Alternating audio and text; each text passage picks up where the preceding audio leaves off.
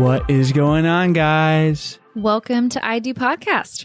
We are happy to have you here today. And if you are a first-time listener, we used to do it every show, and we haven't been doing it. We're like, we probably got a lot of new listeners. So tell you a little bit about the show. We interview the world's leading relationship experts. So whether you're single, married, dating, or in a relationship, there's going to be great stuff for you here on I Do Podcast. So thank you for joining us. And we want to start today's show with some exciting news. We are, as you know, if you've been listening, living in Costa Rica, and we love it so much down here. And we've been talking about doing something like this for a while now, and we are going to be hosting a Costa Rica couples retreat. Yeah. We're going to be hosting it at the beginning of March. So this gives you a couple months to decide if this is something that you guys are interested in. We've been getting a lot of feedback from you, and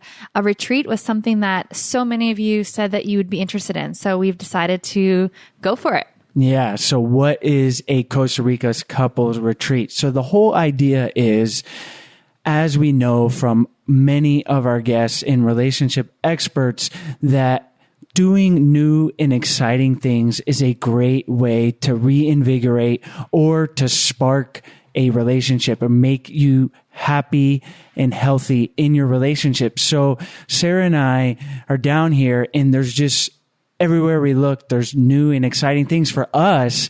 And so with this retreat, we'll be doing stuff like horseback riding, ATV, four-wheeler tours, surf lessons, nature tours. There's monkeys everywhere around here. That's super cool. Hikes, waterfall hikes, and of course, daily relationship exercises where we will work on communication skills, how to better relate to your partner, love languages, a lot of great stuff that we've talked about on the show, and we'll do a little bit of that each day as well. And we'll get to meet you guys and hang out for the week. So that will be a fun and exciting thing. Yeah, it's absolutely beautiful here, and we are enjoying it so much, and we know you guys will too. And if you are still thinking of holiday gifts for your loved one and you're just not quite sure what to get him or her, then this is a great opportunity, a great gift for the holidays. And since it's at the beginning of March, it can be a late Valentine's Day holiday combination gift too. There you go. And Sarah has got all of the links and information on the website, or if you go into the show notes here in the episode description, you'll be able to go right there, sign up, reserve your spot, and come down here and visit beautiful Costa Rica. And along the way, make your relationship happy and healthy. If it isn't already, you'll just shore it up even more with lots of new and exciting things going on down here. And in today's show, we interviewed Dr. Michael Ungar. Dr. Ungar, I was joking with him when we started the interview, but he has quite the resume. He is the Canada Research Chair in Child, Family, and Community Resilience at Dalhousie University. I think I got that pronunciation right. But he has written 14 books that have been translated into 5 languages and has authored more than 150 scientific papers. So Dr. Ungar is largely recognized as the world leader in the field of resilience in families and kids, and is just a wealth of knowledge. And we loved having him on the show, where we talked about a rather specific topic. And certainly if it relates to you, there's going to be a ton of gems in here. But even if you are not directly involved in a divorced blended family, there's some gems in here, I think, that are just really great for family interaction and stuff like that. And he talks about how to navigate being what's the best way to describe a divorced parent and dating again. Yeah. So, or if you haven't been married before, but you're joining a family and now you're going to be a blended family, or you're just going into a relationship where you are now going to be a step parent. Right. And maybe you don't have kids, but Right. either way, Sarah and I both come from blended families, and unfortunately with the divorce rate over 50%, maybe 50% of you that are married out there listening or were married have experienced this. So I know personally as a kid that went through it, being the child of divorced parents, there were some tough things, and my parents did in retrospectively a great job in navigating that, but it can't be easy from their perspective. And if you're listening and you're in that situation, it's got to be very tough, not only dating and everything involved around finding new love, but then you add kids to the equation, and it's not like you aren't romantically falling in love with the kids, but like potentially like loving these kids too, and they're part of the equation, and then they may be resentful and all sorts of things go on. So Dr. Ungar really, he is like the world's leading expert on this topic. So he has a lot of great advice for how to navigate it. My favorite tip that Dr. Ungar gave us was to not be the rule enforcer. Don't try to go into a new family dynamic and try to enforce rules and be an authority. And another point he makes is don't try to change the microculture of that family, and try to go into things more smoothly. And you would think that that would kind of be a no-brainer for people, but some people's personalities are different and every family dynamic is different. So I think if you were to take one tip out of this interview is to don't try to be an authority figure when you are going into a new relationship with kids. Yeah, and in the beginning that might be the case, but then you can set boundaries, and he clarifies and that you need to establish obviously there needs to be respect, but yeah, right off the bat, you don't want to come in like a parental figure and lay out all these rules. And as Sarah mentioned, and Dr. Ungar describes, that every family has a culture, and your family might be really into watching football, and now a step parental figure, parent comes in, and they're not into football, but if they participate and just kind of go along because that's part of that family culture, that's every Sunday, it's all about football, then that's going to help everything sort of go more smoothly, and you're going to become more integrated into that family. Yeah, don't try to change the channel. That probably would not be a good thing. Yeah, don't change the channel on football Sunday. So lots of great stuff. Obviously, like we said, every family dynamic is going to be different. The kids will be different ages when you're dating. Dealing with a 3-year-old, and when you're a divorced parent as opposed to a teenager, is going to be a lot different. And I know, coming from a blended family, that I just look back at it and very thankful that my parents were able to navigate it the way that they did, and just retrospectively looking back at it, and it's got to be so hard. So to all you out there that are doing that, good on you. And there's a lot of great stuff in today's episode that'll help you navigate dating, or if you're in a long-term relationship with a new partner on a second marriage or a second relationship, and you have kids. Dr. Ungar is really the world's leading expert on this particular resilience within the family. So a lot of great stuff in today's episode. And for those of you who want to learn more about our Costa Rica couples retreat, you can head on over to our website at idopodcast.com, or click on the link in the podcast description for more information. And as always, we appreciate you guys so much for listening and for leaving us those 5-star reviews. We like those. We appreciate all of you guys listening, like Sarah said, and it is really nice when we get those emails and Facebook messages. Oh yeah, and join the Facebook Love Tribe group. Yeah, our Love Tribe. We're jamming. Yes. Yeah, join that for just to continue the conversation and for just some community support. And we hope you guys enjoy today's episode.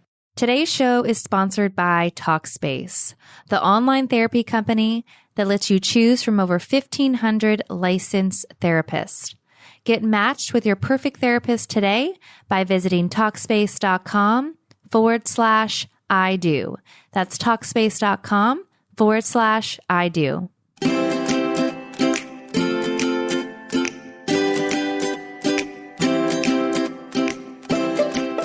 Hi, Mike. Thanks so much for joining us on the show today. A real pleasure. Nice to be here. We've given our listeners a little overview. We've told them about your extensive work in the fields of helping people improve their relationships. I was joking with Sarah. I was like, geez, you need to do a little more. I mean, 150 scientific papers and 14 books is kind of slacking there. But I joke I have a twin brother somewhere. Yeah, you must, but it's really amazing. So we've given our listeners a little overview. Why don't you take a minute, tell us about yourself and why you love to do the work that you do? Oh, I was trained as a family therapist and a clinical social worker, and I think Jeff had this real passion for understanding not just sort of what causes stress and problems for families and indeed for children, but also years ago, I just got really interested in also this theme of resilience, or how people coped in stressful situations in some very creative ways. And so that's really what I've been doing. I've been working both as a family therapist, of course, but also as a researcher in this field, always thinking about, kind of what gets me going in this topic is trying to find that inspiration from those stories of people doing well, even though the circumstances would say, well, they're not really likely to do very much with their life, but in fact they do remarkable. And you can't help but think that, children going through the stress of where there's a marital discord or separation or divorce or something, a lot of those children fit into that category. So that's mostly what I do. It's just sort of, that's what is very exciting in my particular, whether it's my clinical work or my research program. Yeah, it's particularly interesting to myself and Sarah in a way, because we both came from, Sarah was raised by a single mom, and then my parents were divorced when I was 11, I believe. And then since we've had blended families and dealt with everything that comes with that. So definitely a lot of interesting stuff in this field that we're going to zero in on and talk about today, and that is how to navigate the trials and tribulations of being a parent and dating. And then maybe we can also talk about along the same lines of if you're recently divorced, and I'm sure there's a lot of similar things, but why don't we start with, if you're to our listeners out there who are a parent and they are dating, and what are some of the biggest problems they might be facing? And then, of course, we'll talk about how to deal with that. Well, sure. And it's interesting because myself, I'm in a blended family, and together my partner and I, we have 5 children. And so she brought 2 in, and I brought, she brought 3 in, and I brought 2 into this, into the relationship. So totally identify with this.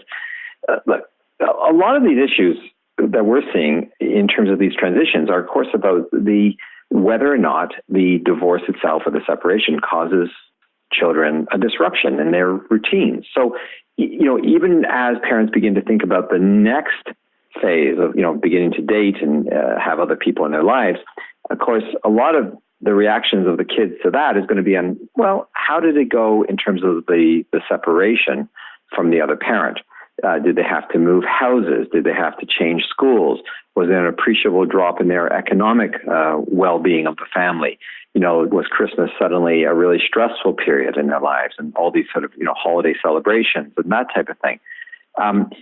If there's a pattern of a lot of stress with the relationships, then of course the children are likely to be quite, I think, reasonably so. They're going to be a little bit suspicious of anyone new coming into that relationship.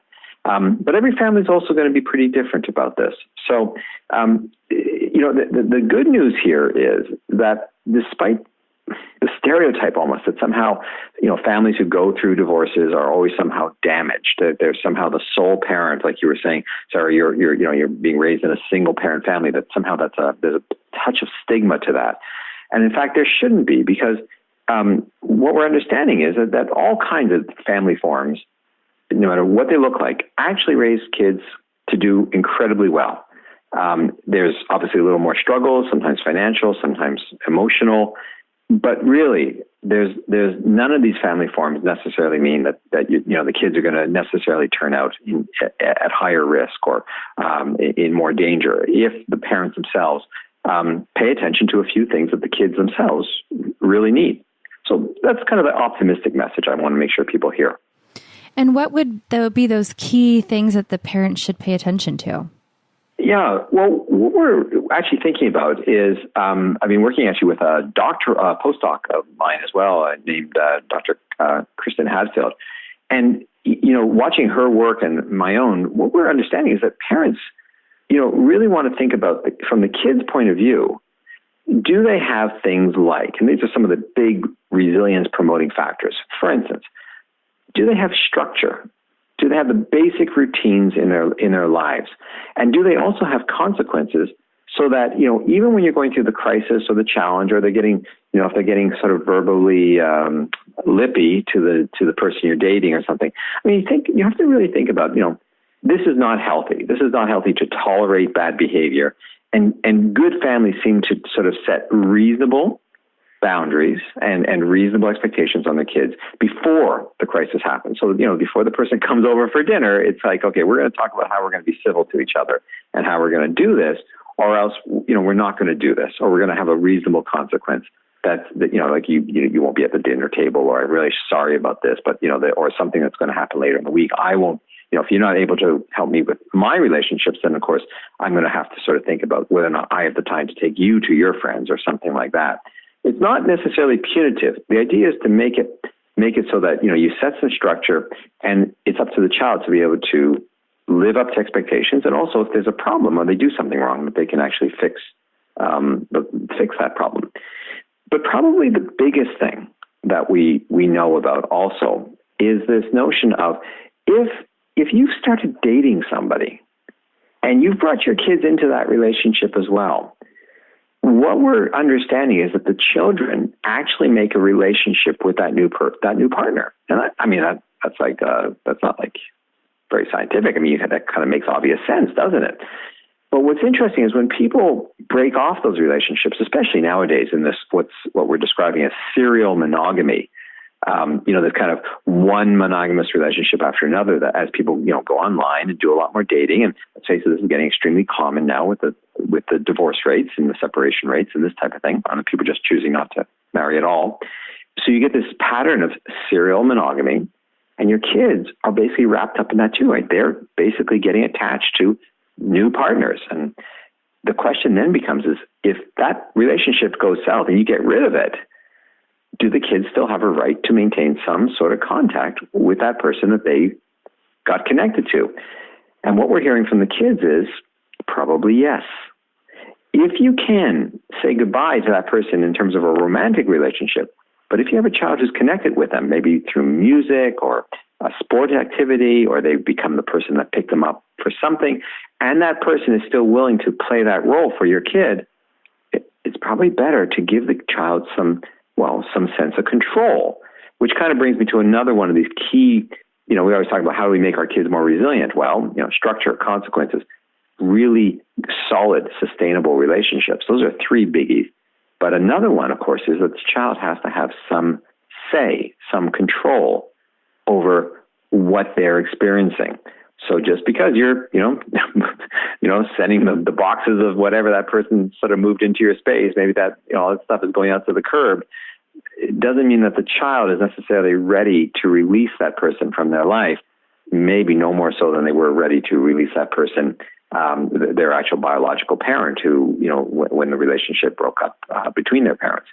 That sort of I'm trying to, make it very, very concrete, but, it's kind of understanding it a little bit from the child's point of view and not just from our needs as the one doing the dating or one, sort of seeking out the next relationship. Yeah, there's so much to unpack in these circumstances because they're like you said, they're all individual, have their individual properties, but there's a lot of complexity. And one of the things that I found personally, having gone through it as a kid and then seen, is that it was and I'd be curious to know if it goes along the sexes like this, but when my dad started dating, I didn't really I didn't really even want to meet the person, the other women. I didn't care. Like, I was very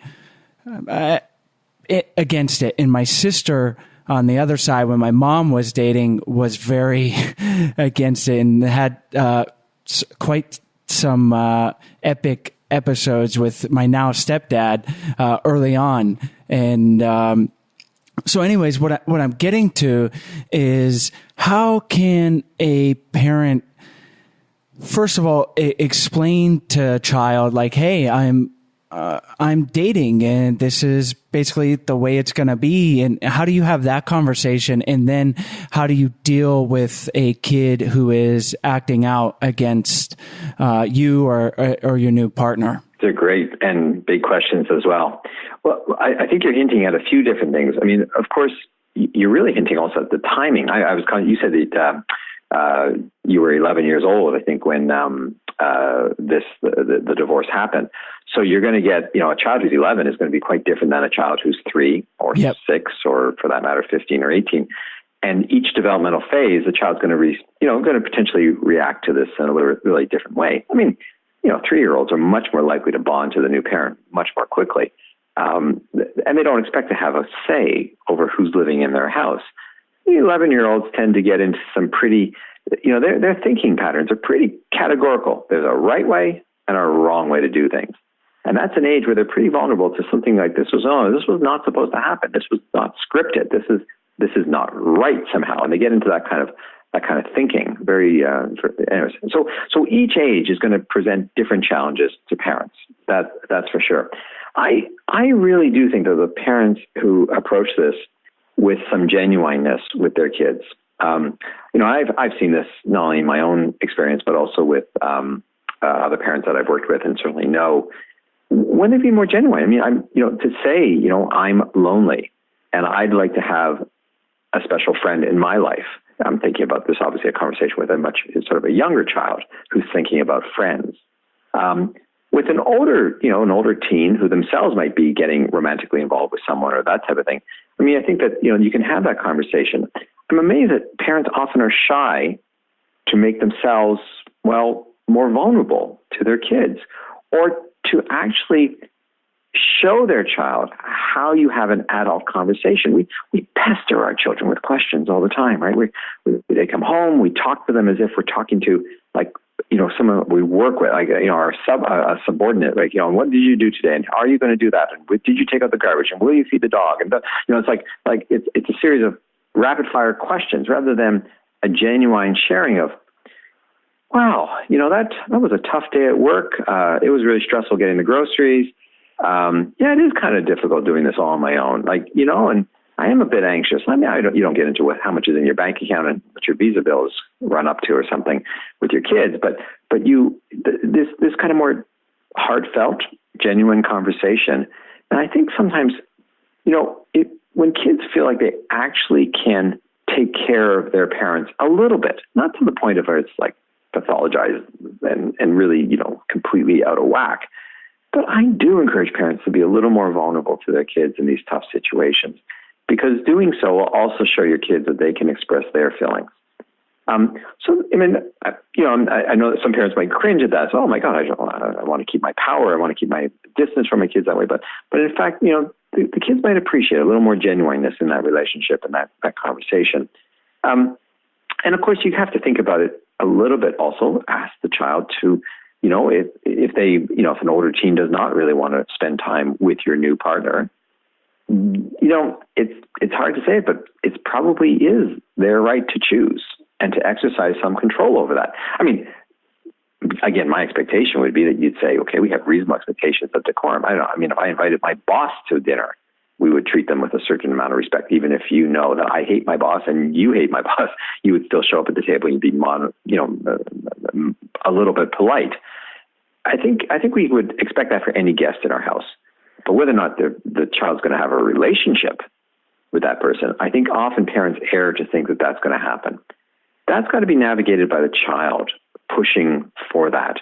And in fact, a lot of what that's going to hinge is going to be also going to be hinged on whether or not there's another parent involved. I know when I brought into my relationship, the youngest of the children that came into my relationship was 8 years old at the time of our forming a new family. And his father, who lives very close by and is extremely active in his life, in activities that really weren't part of my life. I mean, it was very obvious in that situation that my 8-year-old, my stepson, was really not going to accept a father figure very quickly, because he had a very active dad already in his life. And I kind of, because I knew some of this research, I think I worked with enough families through this, I knew to just kind of say, okay, so what role am I going to play in this family in regards to him? And I chose that sort of friendly uncle. You know, I'm kind of like that nice uncle who's around the house now and again. And for him, I think that was more comfortable. I wasn't trying to replace his father. And he wasn't asking for another father figure because he had one. Now, that's very different than if his father had been, you know, a very abusive man, or if there had been a serious, you know, break in the relationship. There may have been a psychological and emotional space for me to come into that, the same way as I, of course, do with my own biological children. So I guess what I'm really hinting at here is, of course, this almost like a negotiation with the child, a certain amount of genuineness, seeing the world from the child's point of view somewhat, and what they need, and to let them exercise some control over the decisions about what the right attachment is going to be to you. Yeah, and like you said, there's so many different situations, and those ones that you gave, those examples, are valuable, and I'm sure people will have encountered something like that already or in the future.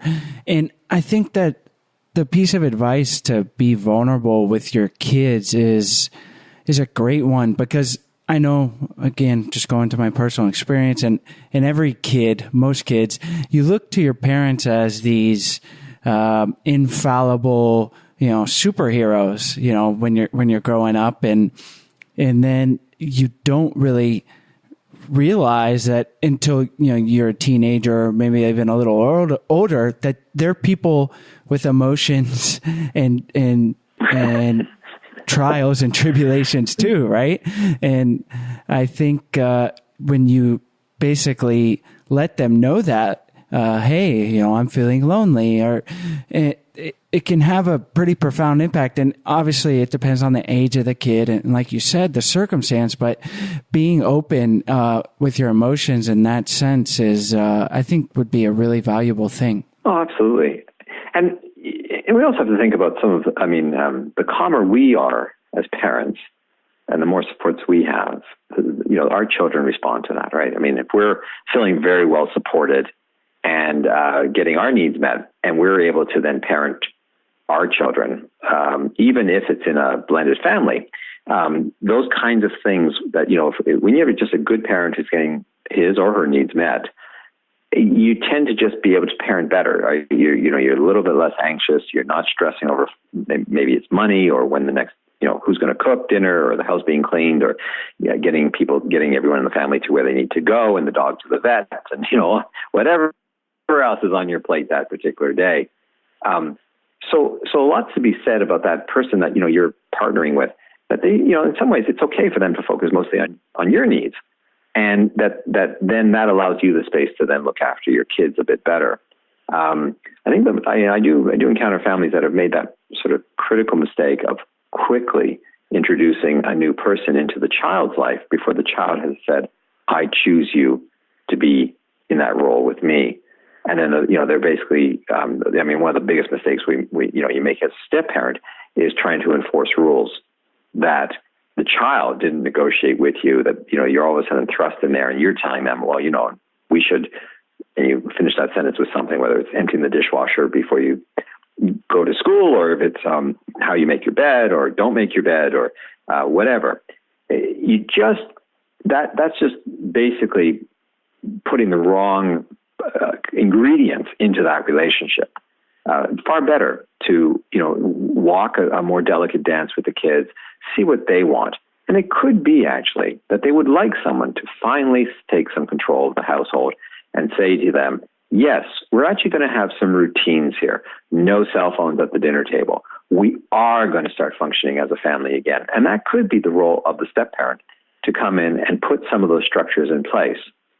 But again, it's that reading the situation quite right. If the family has been in chaos and turmoil and there's been a lot of stress and all kinds of threats to the health of the family, that's a gift from the step-parent. But if the family's been reasonably well functioning and things are getting done and the kids are getting to school and everyone's kind of getting their chores done and homework done and everything else, and this parent comes in and wants to change those routines, the reasonable expectation is the children are going to rebel and get really angry, or and these kinds of things. So it's a funny one, isn't it? It's about getting the children's voices into this conversation, and us as parents maybe having the humility to sort of step back and say, I might be making choices for the whole family in terms of the divorce or the separation and now a new partner. But let's not forget that the kids are sort of being brought along, and no one likes to be told, this is how your life is going to be. Everyone pushes back in some way, whether, and that's just classic sociological theory that we've known for decades. You lock people up in prisons and they're going to figure out some way of pushing back against the system. You get your kids into a situation where they're not happy or they're being told to do things that weren't part of the game plan, and they're going to figure out ways of sort of subverting you and undermining your authority for sure.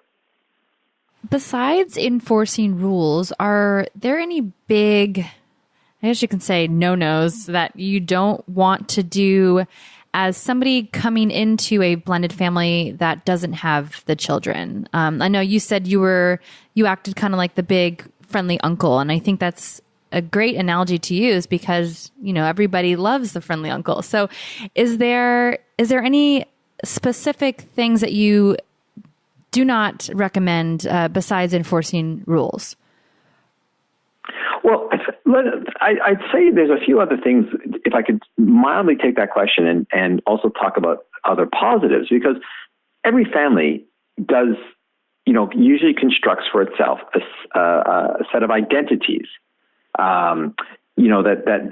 this is who we are. If you've ever watched, I think, the show This Is Us, yes. And there's a whole story about the father was a football fanatic, right? They just loved, that was part of the culture of the family, was watching football on Sundays or whatever. And, those little rituals that create an identity for a family, the positive is for the person coming in to say, okay, this is neat. I mean, I've got to sort of fit into this culture, this kind of little microculture of the family, and support this identity that they have, these fans. Now, you can sort of slip in there. It doesn't mean you have to say root for the same team. It doesn't even mean that you have to like the sport. But the mistake would be coming in and challenging that and saying, football is kind of stupid, or, completely undermining that piece of the routine, or getting jealous of it, which often happens for, these, where a step-parent will literally poison something because they'll say, well, I don't want to do that, or we should not do this anymore. And whether that's by going to a particular faith community or a particular activity, or, that every Christmas we would go someplace, or every Hanukkah we had this celebration, or whatever the situation was. So you don't want to, you want to think in the positive of that is you want to understand the family's culture, or how they create an identity for themselves. But you also want to, celebrate how they get a sense of belonging. What are those routines over the holidays? What are those routines at birthdays? How do people connect to each other? And, how many bedtime stories do get read to that 3-year-old? Well, those are all connective kind of activities. And again, the no-no is to interrupt those. Better to sort of smoothly come into them and maybe put another layer on the cake rather than trying to bake a different dish altogether. Is probably a little bit smarter, a little bit more in tune with what the children will accept in these kinds of transitions. So again, you can imagine a family that goes through a divorce, even if that divorce was quite traumatic, but then introducing a new partner who fits into that identity of the family, who doesn't disrupt their sense of belonging, the rituals that make them feel connected to each other, who doesn't impose a lot of control on the family, but sort of works with the rules, or if rules do have to get enforced, defer back to the parent who's the biological parent. but who also sort of sets some reasonable expectations for behavior and some reasonable consequences, so that they, you can't swear at me, that type of thing, as the step parent, that type of thing. You start getting those things, and basic, just creating enough safety and support, and stabilizing the home and where people are going to live, so the kids know that they're not going to have to move again. You get some of that stuff happening once you've kind of gone through. And generally, most families do very, very well. The kids settle down after a few months, depending on the age of the child, and they begin to appreciate, actually, that eventually they understand that their mom or their dad has found someone special in their life, and that this person is actually, helping their parent, their biological parent, stay stable and supported. And that's actually maybe better for them as well, because then that parent has more time to look after them. And if the kid can kind of make that connection, connecting those pearls on a string, they generally will fare very, very well, and in fact show a remarkable amount of resilience as a consequence. Yeah, I think that's, I'm speaking for Chase and his sister, but that's really what happened with them and their stepdad. The mom and the stepdad set those expectations and those boundaries. And after a couple months, it was, smooth sailing. It was a good, smooth transition, right? Yeah, not at first though, but and that's actually, and like I said, with me, it was fine. Like my mom, it was weird. Do you find that with the opposite sex? Like, I didn't mind my mom dating, but my dad, it bothered me. Is that something you find common, or the same sex? That's a great question to ask a dozen therapists, I'd say. I can't say as I've seen a consistent pattern, like I would sort of bank on. Is there sort of boys resent dad dating and girls resent their moms dating? I don't know. I would tend more to say it's about the relationship that you have with the parent, and whether or not you feel that the person coming in is taking, somehow that you're perceiving them as taking your parent away. And in the same way, by the way, and who we, as children, who they blame for the divorce is often, it's a bit of a toss-up in terms of, girls would be upset sometimes with their mom and sometimes with their dad, depending on the circumstances of the leaving. I would more be inclined to just kind of try and, again, think about it from the child's point of view. Well, what aspect of this, or what is it about that personality that's making it more difficult? And of course, there are personalities. Your stepfather, no doubt, was, has certain characteristics. If that doesn't jive, every child sort of fits into different families. If only children could choose their families, they do very, very well, but they don't. They only get what they get. And, there's always that sense of, am I being matched well enough? And again, I'm thinking in my own experience, like I was, watching sports on television was never a really big part of my life, or when I was growing up, for that matter. So my stepson, that is a big part of his life. So the trick wasn't necessarily to create resentment by turning the channel on him. We do actually have more than one television in the house, which solves this problem. But the other side of that is that, if you were, sort of forcing a change, that wouldn't make a lot of sense, as opposed to, as again, thinking about it as, I find it fascinating that when we're driving someplace, I'll turn on radio stations that he doesn't normally listen to. And often there's news items or something that I'm more interested in, political news or whatever, right? And he'll ask me questions. And I'm fairly confident that these are not questions he's asking his biological father. That in a sense, I've introduced to him something new, as opposed to trying to take away something. Now, mind you, of course, there are expectations, right? If I'm cooking dinner, I still have the right to say to him, your mom's coming home in an hour from work. We're on dinner duty. I need you to set the table. I need you to empty the dishwasher. You have chores as well. So there's that sense of, introducing new. That's what's so neat about bringing in a new person. And it's those things that actually, if you're having that serial monogamy kind of experience where, you're dating someone for 6 months or a year, and then the relationships aren't working out, I will say that can be pretty hard on the kids, unless the kids, can maintain sometimes some sort of contact, if they want, with the person that, even after the relationship ends. You've given us a lot of great stuff here in this first part, and obviously there's a ton of different circumstances and knowledge to bring into these type of situations. Are there any other major things that you want to leave our listeners with that they can maybe practice or think about when they are dating with kids? Probably the thing that I would say is, one, don't feel guilty, right? As a parent, you have a right to form a new relationship. And in fact, the happier you are, even if your kids are surly and upset and that you're replacing the parent who's gone, don't listen to that. You have a right to be happy, and the happier you are, and the more your life is stabilized, the better you will be as a parent. There's no doubt about that, not from the science or the research or even the clinical experience that I have. But that said, make sure you're also sort of tuned into your kids. Make sure there's some time, some space for your children. You're doing double duty as a parent, and that step parent is not going to replace the parent who's no longer there.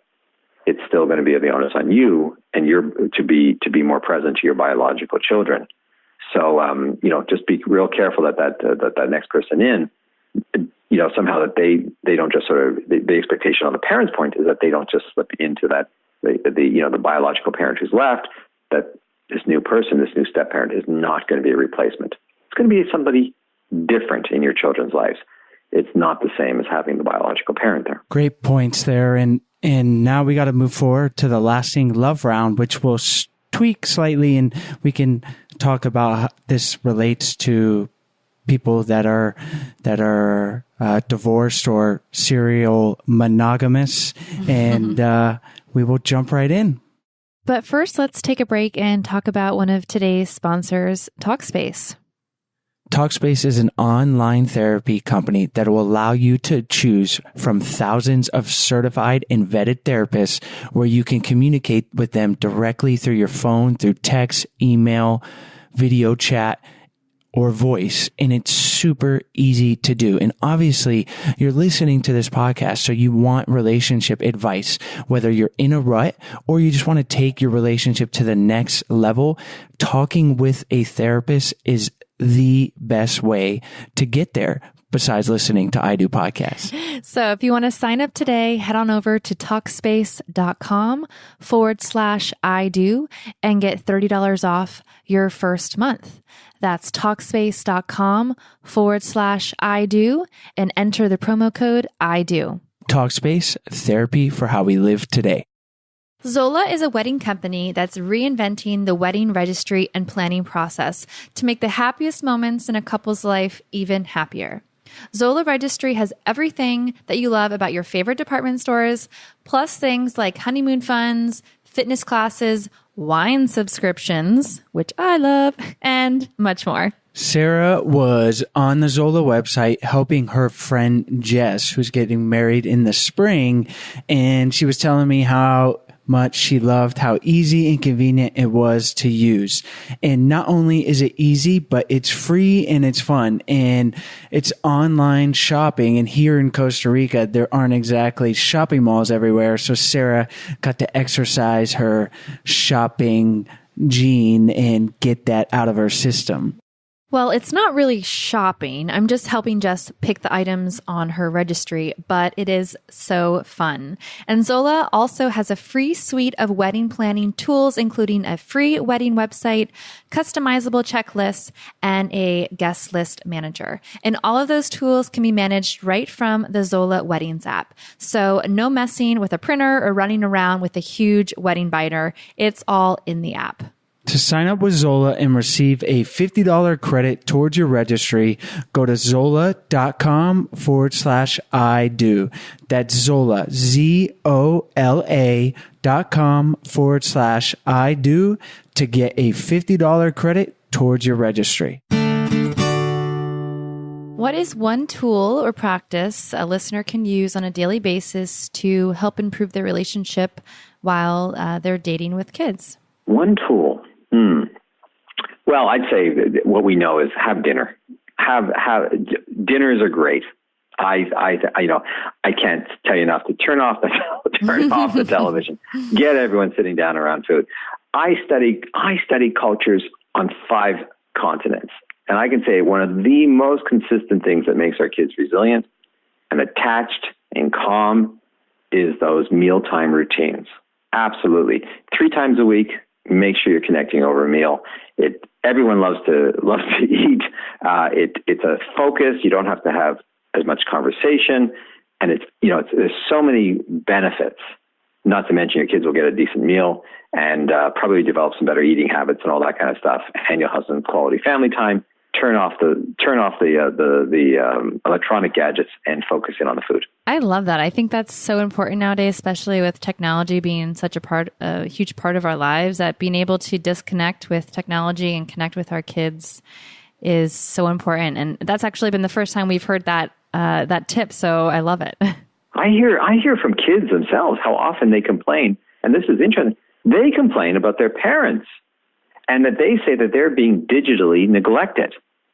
In other words, it's their parents who won't turn off their cell phones, won't turn off the computers, won't get off the Facebook. The kids actually would welcome the opportunity to shut down and be a little more one-on-one time, but it's often the parents who sort of are not kind of initiating that, which I found, at first I didn't believe it, but you start hearing this from kid to kid, you go, wow, we do have a problem when that's starting to happen. That's pretty incredible. And yeah, it is definitely going to hopefully not necessarily become more and more of a problem, but just more and more a part of our life. So important to be aware of and set that time aside. No phones, no tablet, no virtual reality, whatever's coming up next at the dinner table. Yes. Is there a book or resource you can recommend for parents who are dating? Well, there's lots of stuff written about sort of topics like this. When I wrote I Still Love You, 9 Things That Trouble Kids Need from Their Parents, I was thinking about kids who were, struggling. And a lot of the things I'm talking about, like whether it's relationships and structure and a sense of belonging and control, I talk about in that book, that, just tries to make the case that that's kind of what we need for our children. But in terms of other good books, I always say to people, just go online or go to your local bookstore and browse the shelves. Just see what topic catches you, because every family is so unique. But the books I will sort of say, just try and avoid ones that promise quick fixes. If you've got the infomercial that says, you're going to fix your kid in 3 minutes or less, you're probably being conned, because kids, I can't fix my car in 3 minutes or less. I'm certainly not going to fix my kid. So I tend to say, go and browse a little bit, see what profile of child you have. Because, if we're talking about a child with a bit of anxiety mixed in with the separation and loss, that's quite a different profile than a rambunctious, gregarious child who's just, open for anything, who loves having lots of new people in their lives. And those two children are going to react very, very differently to these kinds of experiences. I know there's some great blog sites. Of course, yourselves, you have amazing networks of professional resources as well. I know on Psychology Today, I also blog there, but also a lot of my colleagues there. The American Association for Marital and Family Therapy is a great resource if you need more, if you're really wanting to reach out for a good family therapist in your neighborhood. But essentially that I'm big into sort of bibliotherapy and, read a bit, go around, ask questions, but make sure it's tailored to your particular family's needs. Excellent. Well, all those links will be on your show notes page, so we appreciate that. Our next question, we normally ask what advice you'd give newlyweds, but since this is a little bit of a different topic, is there any advice specifically that you would give people who are divorced with kids? Well, actually, can I take the first question? Sure, because maybe not newlyweds, but let's face it, if 50% of marriages are going to end up in a divorce, then there's going to be a lot of remarriages as well. A lot of remarriages with children at the ceremonies. And again, if you think back to some of the topics that we've just talked about, control, identity, sense of belonging, the best thing we can do in those second marriages is to make sure the children are able to influence aspects of the ceremony. it's no longer between two people. It's not even between just two families. It's now between all those children. Also will have to help decide, what some of the rituals are. And it's not outrageous to think that the children, in a sense, make some sort of pledge to accept the new partner also as a stepfather or as a step-parent or a stepmother. That there's some engagement, some whether it's decorating, whether it's planning, choosing a dress, choosing the color scheme, whether the ceremony or whatever it is, that there's other voices to consider suddenly. And the more that child walks into that ceremony and can point to something and says, I did that. I made that decision, those table placements or that color scheme or those dresses or something. I controlled that. I made that happen. And it has to be substantial. It has to be real. You give a kid that, and I kind of would bet on the fact that they'll show up and be in a much better mood the day of that second wedding. I love that. I think Sarah's smiling and nodding her head. Yeah, that's really great advice. And having gone through my mom being remarried and Sarah's mom being married, we can both, I think, relate and appreciate the fact that I felt I was involved. Yeah, I did too. Yeah, so that can go a long way. I love it. I'm glad it resonates. That's really nice. Yeah, it's great. What advice would you give our single parents who are looking for a happy relationship? Well, that's a good question. It's funny as you get older. I think it's not that you become less picky, but I think you begin to understand that the person you're going to find is not going to be everything, and that you really need to understand that this person is about their own person, and what you're doing is you're bringing together two distinct lives. It sounds kind of poetic and everything else, but there is that. I do think that if you think about the way we develop our identities and the way those identities, I'm going to say calcify, like something oozing out of a rock, but they kind of solidify as we get a little bit older, right? And who we are and our patterns and how whether we double dip into the ice cream or something like that. We become habituated and creatures of habit for sure.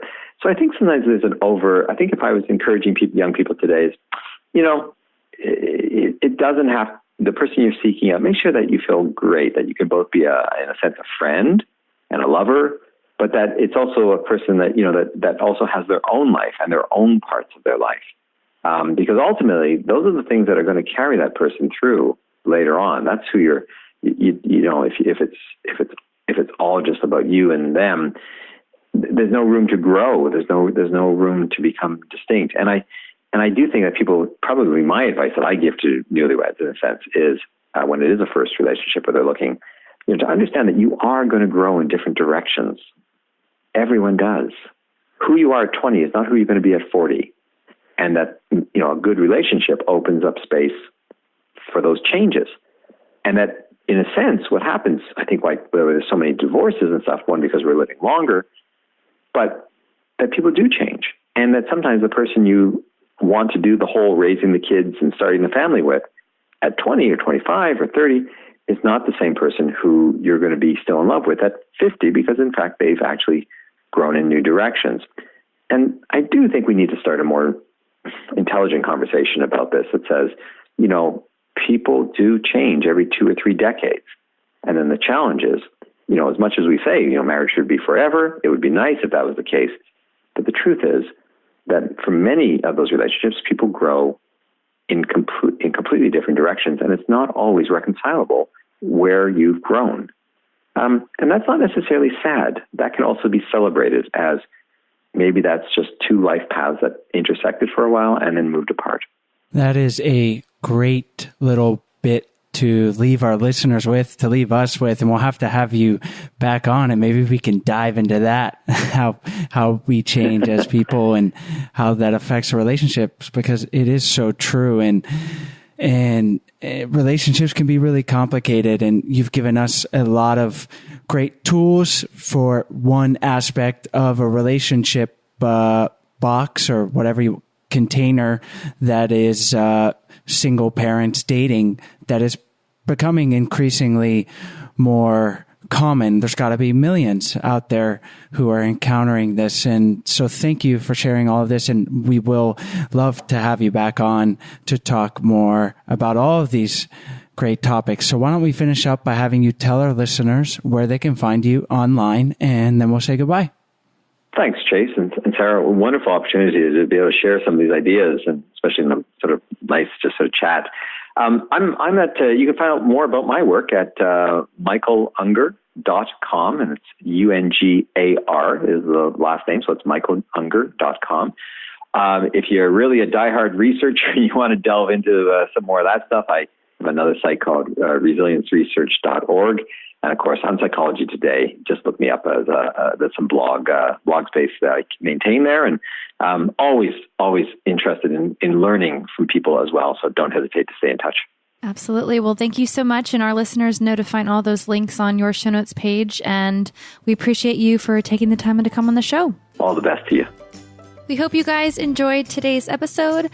As always, you can find the links from today's show on our website at idopodcast.com.